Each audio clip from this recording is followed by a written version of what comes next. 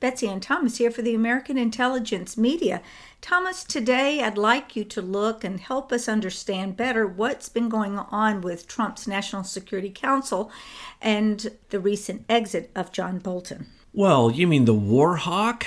Warmonger? The walrus? I mean, this guy... Wait a minute, I thought Stephen Halper was the walrus. Well, true. That's his secret name. But, I mean, this is a McCain drinking buddy. McCain and Bolton never saw a war they didn't love. And they never, ever saw anything in any country that they couldn't insinuate war. Why? Because they probably have, well, McCain certainly does, a lot of stock in Raytheon. So every time bombs are dropped, every time a cruise missile goes off, he is cheering.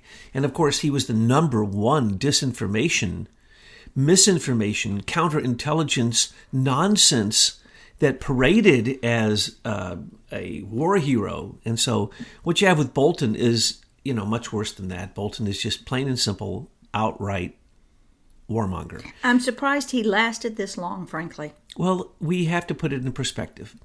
Trump has limited people that he can put in these places that will get approved. In many cases, remember, he tried to put Steve Bannon in the National Security Council. They wouldn't let him. He tried to put other people. They wouldn't give him the clearances. Matter of fact, they held up, I forget how many clearances, but out of 1,400 appointees, I think half of them were held up for clearances for, a couple years. And even still, there are many positions not filled. And so do not worry whatsoever about Bolton leaving the National Security Council. Here's the deal. Trump doesn't listen to anybody unless they can prove what they're saying. Now, he was fooled once by the National Security Council with British intelligence in Syria with the supposed gas bombings. And so he dropped some bombs to show people that he would push the button. He would drop a bomb. He would go to war. And remember, they've cried and cried and cried. But remember, too, those bombs were dropped in places where it was not, where they weren't people. As I recall, it was an airfield that they were dropped on. The very airfields where supposedly these strikes take place from, but as we know, many other attacks have taken place from those very airfields. And so, yes, there were some military personnel that were killed, but it was mostly basically to show the British and the French, and it was British intelligence and French alliance to bomb Syria because of gas attacks with Bashar al-Assad. Well, that's not true. It's now been proven there was no gas attack there. There was no gas attack in the previous place that they said there was. And the setup for the third gas attack, which was again by the White Helmets, was false intelligence from British intelligence. So Five Eyes. Anything that comes to the National Security Council that comes through Five Eyes, you can't trust because it went to the Brits. It went to the Canadians, the Australians, New Zealand, and 50 other nations, which are under British control. So you can't trust anything that is said in the National Security Council. Now, let's explain. We've said to you from the beginning, well, first off, let's go back a second.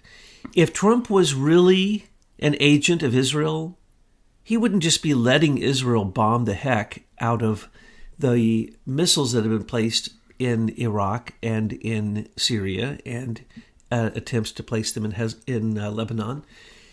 He would be actively bombing them with Israel, now wouldn't he? He is not a warmonger. He doesn't need a National Security Council that's going to tell him when to go to war or not. He's at war with our important enemies right now. That would be, of course, number one enemy, China. Number two enemy, Mexico on our southern border. And then, of course, North Korea, Iran, and especially Iran. Excuse me, number one has got to be this evil empire that the British have, that's creating all this propaganda and warmongering. I stand corrected. Yeah, because yes, we have some true. Amazing new discoveries coming out of the mines. Pretty soon, I know people have been asking where it is, but Michael McKibben and his team keep saying that the more they're digging, the more they're finding about our real history, people, the history that's been hidden from us, and the history that implicates the British in this overthrow of Donald Trump. Oh, absolutely. Absolutely. And in that 1909 Imperial Empire Congress, which we're going to talk about with Michael McKibben very soon, what you see is a linkage between bankers news agencies, big pharmaceutical lawyers, corrupt judges and corrupt courts. And of course, the bankers control the military-industrial complex, so they control war. But what we found out is it's the corporations that controlled the parliament. And when we talk about the British, they are a form of imperialistic communism that is still, to this day, attempting totalitarianism across the world, totalitarian ideas through globalism specifically. And they are the mothers of it because they invented the League of Nations, which became the United Nations, which became the home of globalism. And we're so glad that Trump stands against that. So he doesn't believe the nonsense coming out of the United Nations? Nope. Intelligence out of the United Nations? No. Out of the World Bank, the International Monetary Fund?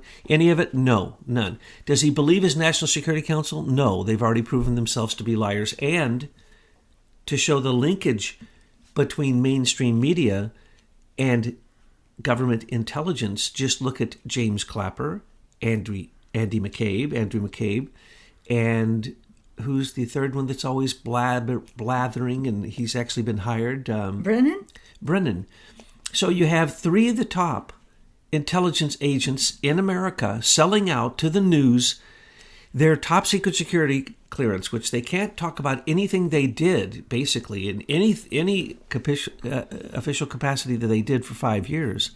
And yet they're on the news talking about it, defending their attempted coup against Donald Trump, which is still going on to this day. So, and then James Comey, he would be on the news, except that he, was going to run for president, and after he wrote his book, and, told us all the lies that he told us. And basically, what we're seeing here is that Comey placed now as his 29th, 30th, and 31st treasonous crimes, 3 different people at 3 different times in the National Security Council from the FBI reporting to him completely beyond irregular. This is a spy. This is a counterintelligence operation. Well, Trump knew all along, not only because we told him, but because he had counterintelligence information from the beginning. He knew he was under attack, and he couldn't understand why the lies were coming out. 17 intelligence agencies all agree? No, they never. They did not agree. And the 4 that were part of accusing Russia in meddling, none of them agreed in their separate reports. And there have been 8 reports now. I could go into that, but the point is the intelligence community is so fraudulent, it's so fake, we might as well call it fake intelligence. Well, the way you describe it, the way I see it, is that the National Security Council is really a propaganda feeder system to the president, where they want to send their so-called intelligence in a format that the president thinks is actual, factual, and real. Absolutely. During Obama's time, he only got 1 report from the National Security Council each day, and it was the person in charge of weapons of mass destruction. Well, the thing is if Bolton is gone and we can't get a replacement, so what? So they don't have access to the president anymore for all their bullshit. The president does not need the National Security Council. Michael Flynn, under Obama, was suggesting not only a different path in Syria and working with Turkey, and then later afterwards, when he was kicked out, basically he went and worked for Turkey, and he forgot to file his as an agent of a foreign government. Well, they are our ally. Why would you file just because you were trying to tell Erdogan of Turkey, the president of Turkey, what to do from just a citizen's point of view? Michael Flynn, when he was fired, started his own intelligence agency with his son, and they worked for Turkey, and he was a spokesman on Russia Today, RT, and on Sputnik, and he even went to Russia to receive an award along with a lot of other people, Jill Stein and others who worked for RT. So, Flynn, people are talking about Flynn coming back onto the National Security Council. Well, first off, let's talk about Dan Coats, who was a turncoat, because Trump told him to stop surveillance of all Americans and come up with a plan, a foolproof plan. He never did. That's the reason Coats had to be fired. He was awful. He was nothing more than a senior executive service member of the National Security Council that's part of the Uniparty. So it doesn't matter who Trump appointed. He thought they were good people. The Uniparty are the globalists and their puppets. John Radcliffe in that position would have been a horror to the Democrats and a horror to corporate intelligence, because he's made his position very clear. That's the reason they stood against him and started to smear him the second that he was suggested. Now, Trump is going after another person, last I heard. I don't want to spoil it, but that's the person I've said all along he got his intelligence from. Why? Because Erik Prince, of course, of Chi and Blackwater, and, he's can provide an entire army for you, just like KBR from Halliburton. You want an army in Jordan? Oh, no problem. Overnight, KBR can create one for you and have complete military security. And then you can get, through Halliburton, U.S. funds to build the wall in Jordan. You ever ask the question why Jordan isn't going through so much turmoil? Well, that's because they use mercenaries. Getting back to the National Security Council. Well, Erik Prince is a mercenary provider. And so Erik Prince was telling Trump from the beginning, as well as another group, Kroll and, of course, Pinkerton and others, Trump uses all kinds of intelligence groups in his multi-billion-dollar real estate industry throughout and Interpol and everything else. He uses, because he's international. So he understands that. He didn't use, and he didn't even take reports from the National Security Council or the intelligence communities when he first Remember at the very beginning when he started his administration, the intelligence community was all in arms because Trump wasn't reading his intelligence reports. Of course, here in the conclave, we were like, great, because they're all lies. Coates, Christopher Wray, and one other person testified before Congress, a bunch of nonsense. So Trump called them into his office and schooled them and basically told them, I don't need you, never have, you're liars. So stop bothering me. Either give me evidence or get out and I'll fire you. So he, of course, fired Coates. And he should fire Christopher Wray, because Christopher Wray is holding the 33,000 emails, which is the exculpatory evidence for George Papadopoulos and anyone else that was accused, to Trump himself, and the entire conspiracy would be thrown out. If Christopher Wray would have shown that in James Comey's office were two different copies of the 33,000 missing emails. But anyway, that's neither here nor there. We know what they say anyway now. But Christopher Wray is also senior executive service. When he became president, who did he get as Secretary of State? One of the most powerful people on the face of the earth, previous head of Exxon, one of the most powerful corporations. I think they rank 17th in the world in nations.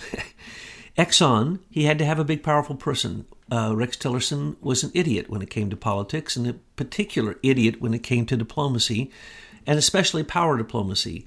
So for a while he held the position. So Bolton held the position as the junkyard dog, as the emperor who has on each side of the throne a lion who can pounce upon anyone that he wants upon command, or a golden eagle that sits upon the throne. I mean, that's what emperors, that's what rulers have always had.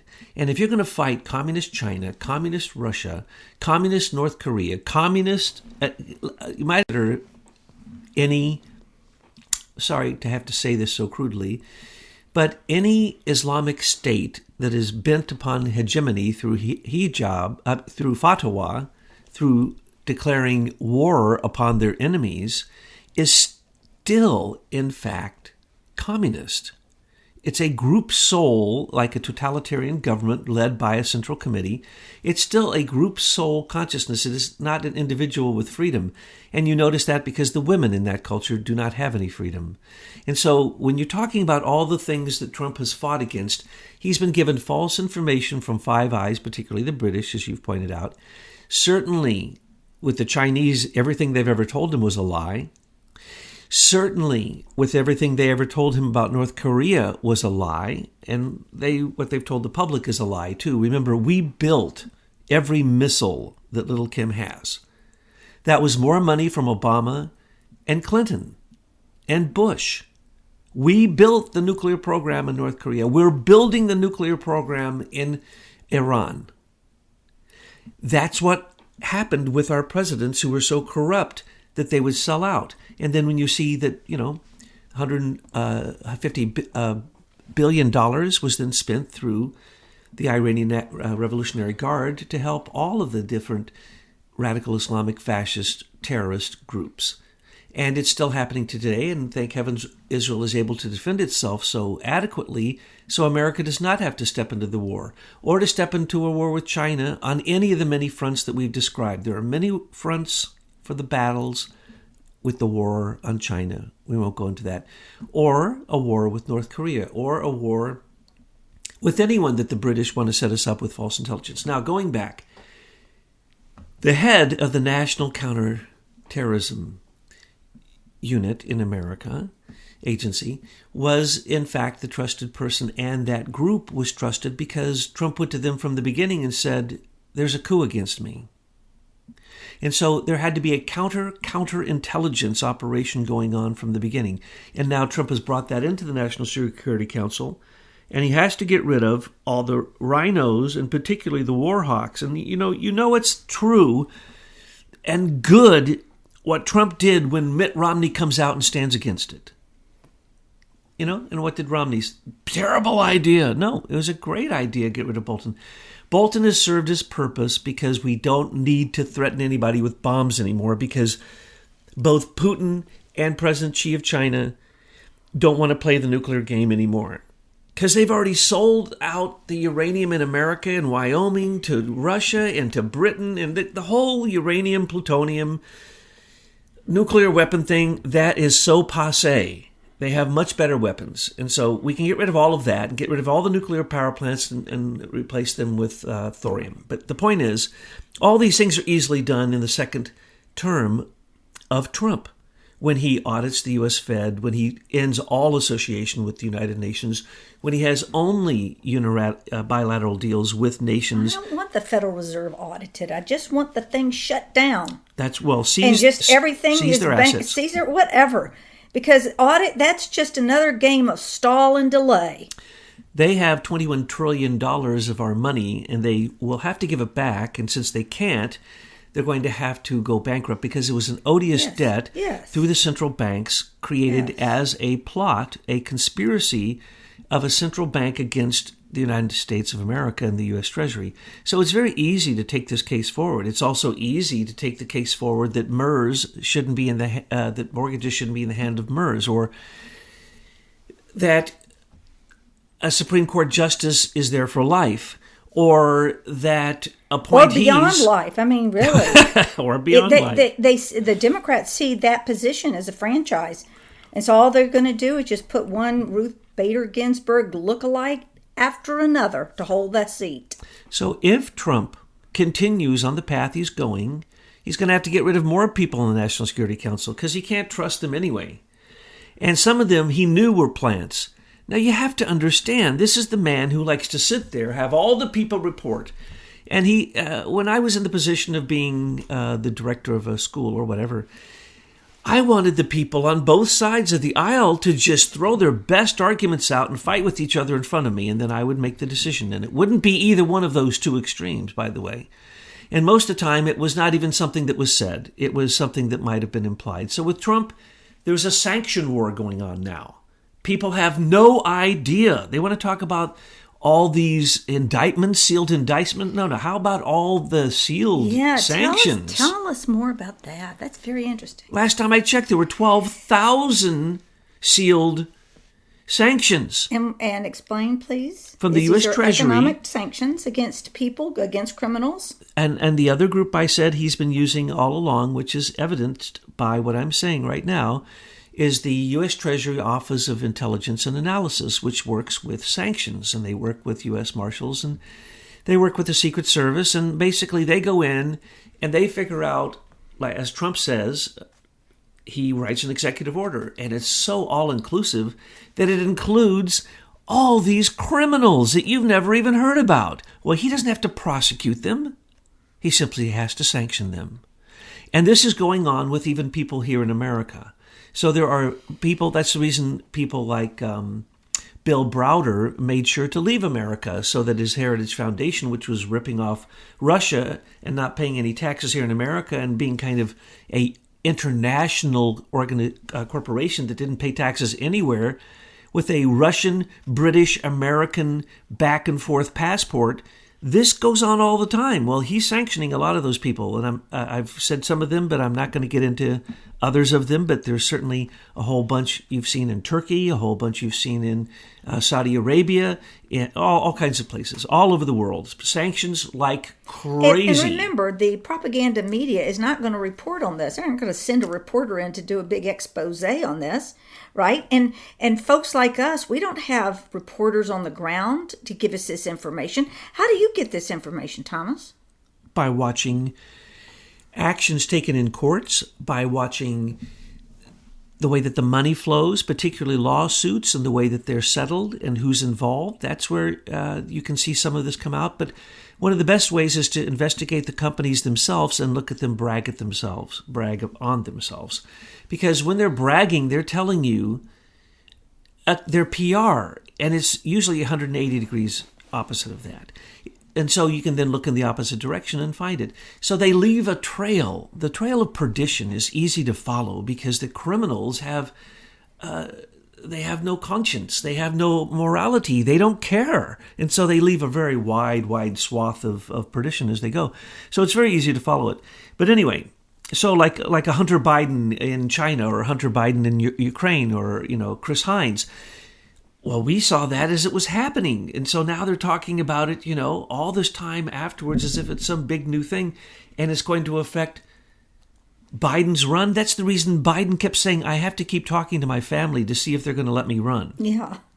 That's because they wanted to know if the cocaine charge was going to come down on his son, the very son who has the corrupt deals that he arranged in Ukraine and in China. Anyway, this type of intelligence is used by the National Security Council and everyone on it for their own private globalist interests.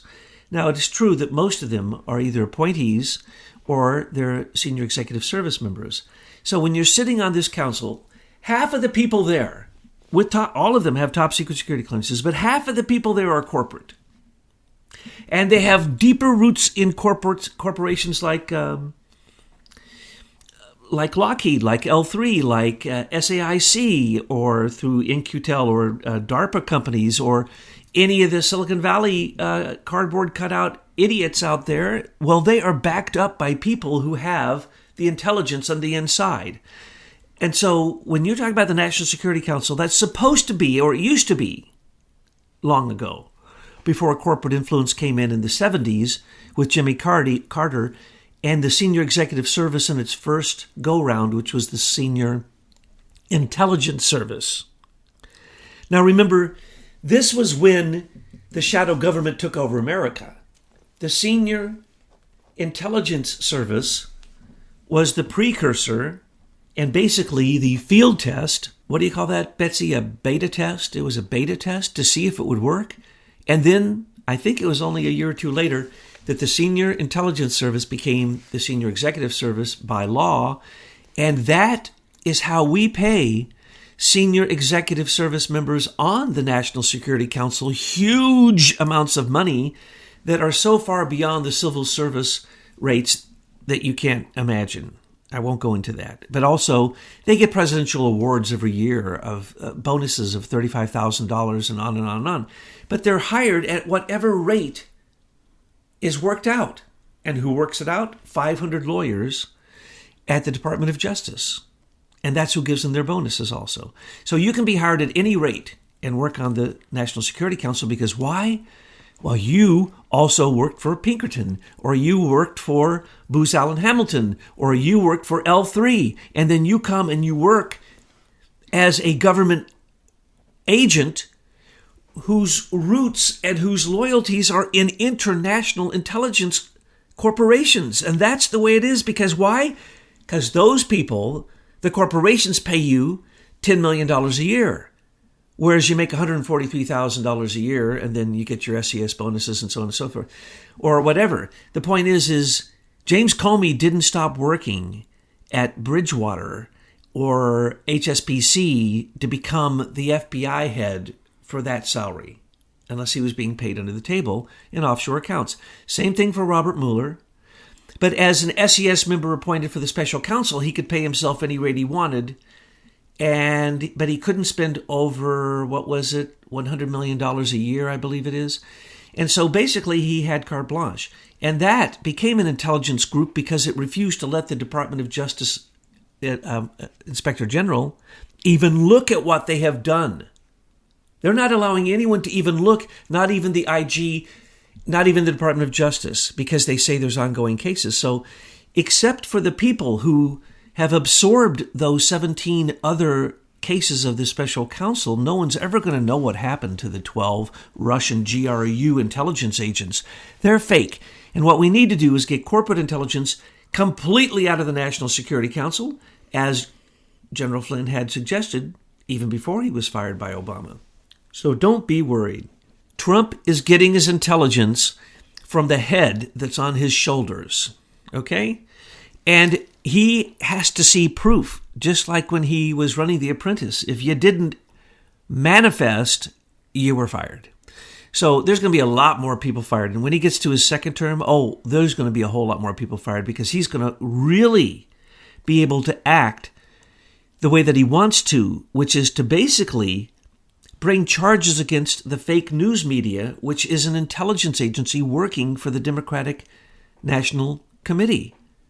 And globalists. And we know this, and we pointed it out. And so the linkage. Not just the globalists. We're talking about the members in the organization called the Pilgrim Society, the Privy Council, Five Eyes. These are real organizations that have planned for the downfall of America, for the overthrow of Donald Trump. They are terrorist organizations that must be identified, and patriots must be educated as to these groups. And we've listed a bunch of them. Avid ISIS Management gives basically every fake news media reader, because they do not do any investigation and they are not journalists of any sort whatsoever. Matter of fact, they're probably surprised by what they read as it appears on the screen, because Dianne Feinstein, husband, owns Avid, or controlling interest in Avid and ISIS Management. So it comes down to one person scrubbing the news. And now we know of all these different systems that have been donated by the Atlantic Council, which is one of the largest intelligence groups that tells us that Russia is our enemy and tries to convince NATO to keep building up their armaments to fight Russia and putting nuclear bombs right on the border with Russia. I mean, hello? All they are warmongers. And who's in that group? Dmitry Alperovitz, one of the worst Russian spies we've ever seen in American history. And Alexandra Chalupa, who we pointed out early on, was the Ukrainian connection for the Democratic National Committee spy intelligence group. Both of them work on the Atlantic Council. So we have named these groups over and over and over again. The point is, who can you trust? Until you see the evidence yourself and you've corroborated it, don't believe it. And make sure that you have trusted sources. And when something isn't trusted, make sure you bust them. Make sure you bring to light whatever people are trying to sell you as snake oil. Because these salesmen of snake oil are James Clapper, Andrew McCabe, James Comey, John Brennan. And don't forget Rod Rosenstein, who's been really laying low lately. Rat Rodenstein and his wife, and Jesse Liu. I mean, we can go on and on with the corrupt, unbelievably corrupt people. Now, I just want to point out, you may have believed that Michael Horowitz is a white hat and he's coming to save us. Not if you listen to this channel. But that ain't true. And so if you're waiting for that to happen, that's basically played itself out. And so you got to see the same thing happen. Even if it goes to a judge, it's going to go to Jesse Liu, who let Andrew McCabe off, who let James Baker off, who let all of them off. She is as corrupt as can be. And so what we have to see is whether or not Michael Horowitz does anything, whether William Barr does anything. Because if you're expecting indictments from that anyone logically could see, because that's what Michael Horowitz gave us. All he gave us was he covered the trail of the guilty, who are the DNC elite. He made sure that 55,000 text messages were lost and that others cannot, for some reason, be found or subpoenaed, or we can't even ask James Comey for his, or Andrew McCabe, or anybody. None of that is coming forth. And why don't we see any of the FISA court documents coming forth? What is William Barr doing? We have yet to see. But here's the deal. If you have the real intelligence, it is connected to money. And that's what Trump is working from. He's working from the inside through the U.S. Treasury and through national counterintelligence, because he has a counterintelligence operation going on that is actually going after certain people who've shut their mouths and in some cases shut their doors, like the Podesta brothers, the two most corrupt people in the Democratic Party. John Podesta appointed most everyone that was a White House appointee in the last 3 administrations. No one is more corrupt than him. Okay, he closed his doors down. He almost got nabbed for the same thing that they nabbed Michael Flynn for. But remember, Michael Flynn has not had a sentencing. And his lawyers are now saying that it all has to be thrown out. He should be given an apology, and any lawyer fee should be paid by us. And that should be true for all the people that had to go through the false narrative of Robert Mueller's special counsel. So remember, there is an inside group that is more powerful than the intelligence agencies. And there's corporate intelligence that's more powerful than our military intelligence. And there's Five Eye intelligence that tries to override all of that. And then there's these other groups on the outside that influence even the military. Because why? They control the patents and they control the weaponization of the very things that produce the intelligence. But most of it's propaganda intelligence that benefits the banksters because they want to edge us into war all the time and feed their military-industrial complex. Yes, the biggest insider group is the Highlands Forum, and it's all about weaponization for all nations. Everyone in there is an internationalist, is a globalist. So the globalists have got to be besides themselves that Bolton is gone because now he's not in there barking for war. Goodbye supersonic missiles. Goodbye all kinds of programs. Because why? We don't need them. It's just like, getting your newest smartphone. Do you need it? No, your brain capacity only uses a fraction of that phone's ability. Our military capacity throughout the world, and particularly with our enemies, is so profound that we don't need to advance any of it. We need to devolve it. We need to basically decommission it, just as we have done with tens of thousands of nuclear weapons in China, in Russia, in America. That's what should be happening everywhere. We don't need nuclear anythings, and we need true intelligence. And that intelligence would be intelligence that the president could actually trust, and that's not going to come from the Department of Defense, the Global Intelligence Agency, the National Security Council. Anywhere where corporate intelligence feeds in, you cannot trust it because you can't trust the intelligence itself. So Trump, as I say, through a few trusted sources, and we know many of them, and we've suggested to you through their actions, some of them, but also there's a secret group that also supports Trump, as everyone well knows. And that group goes out and scours for intelligence everywhere. And when the evidence is brought before our president, then other evidence must corroborate it, and then actions are taken. And if new intelligence shows that the false narrative of our intelligence communities is complete nonsense, Trump is absolutely willing to go it alone. He doesn't need a Bolton or the National Security Council to make the decisions that have shown everyone in the world that the White House is no longer run by the CIA.